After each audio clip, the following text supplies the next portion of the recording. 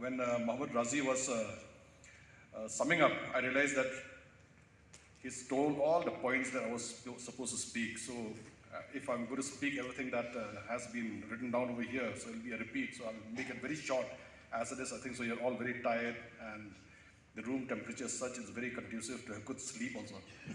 So first and foremost, the International Water Conclave over the last 2 days is very well timed and topical, given the importance of the topic of water that is assumed for the state, country, and globally. I'm sure that detailed discussions and deliberations have been held by experts over issues like water, infrastructure, climate change, disaster, and all other springshed development and source sustainability. Experts have also discussed about water, gender, livelihoods, and a separate session was also there on the hills system. The health of rivers, especially those in Shillong, as mentioned yesterday by our Honorable Chief Minister, is also something that has taken high priority in our state. The paradox is that Meghalaya has the cleanest villages in Asia, but two of the most polluted rivers right here in the middle of the town, which we are battling time and again. And just yesterday when we had a cabinet meeting, also quite a number of key decisions were taken to ensure that we turn them around.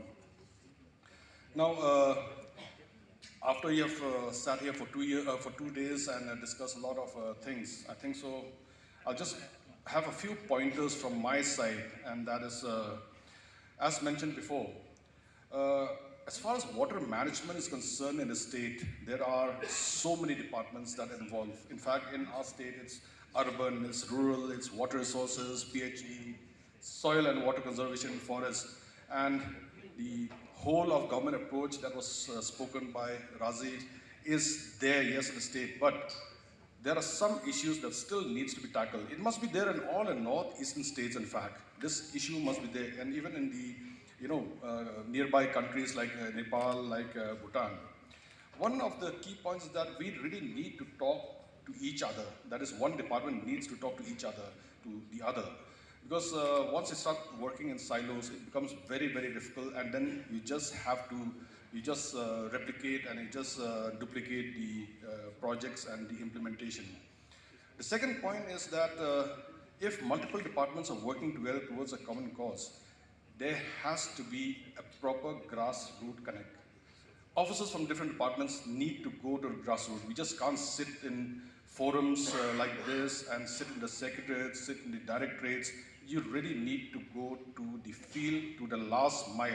And that is where actually you learn about the challenges. That is what you learn about the various issues when it comes to water management. Like, for example, we keep on traveling to different places. We have seen that JJM is doing well. We have achieved 75% water connection is there.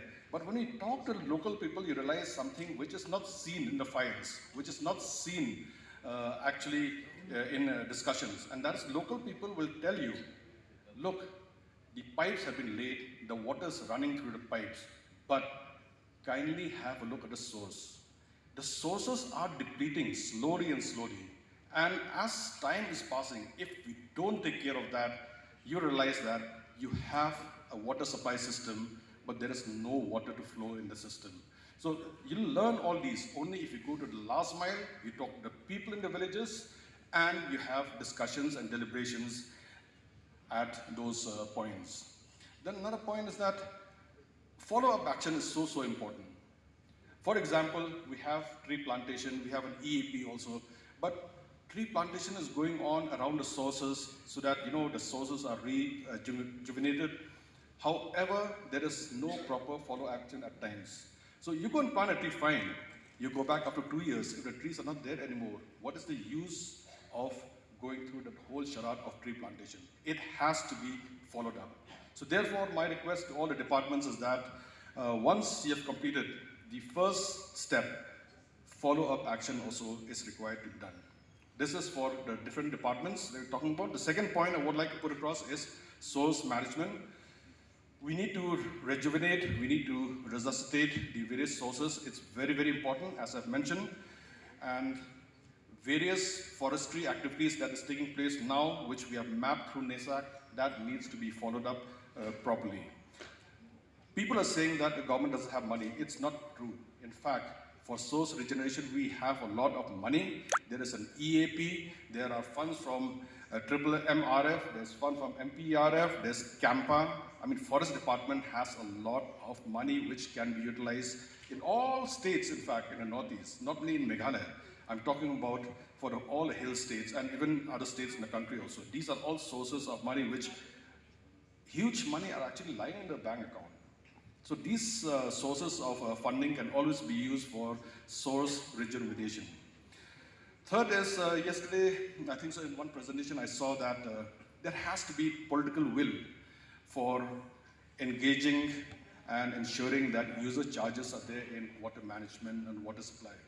Well, I have a different take on this. It's political will always come if you manage to convince the political executive. It's not very difficult. It's actually the community involvement which is more important. You have to talk. You have to engage with the local communities. In fact, when it comes to user charges, it's difficult in the urban area. In the rural area, surprisingly, it's easier. What we have done is that through the village water and sanitation committee,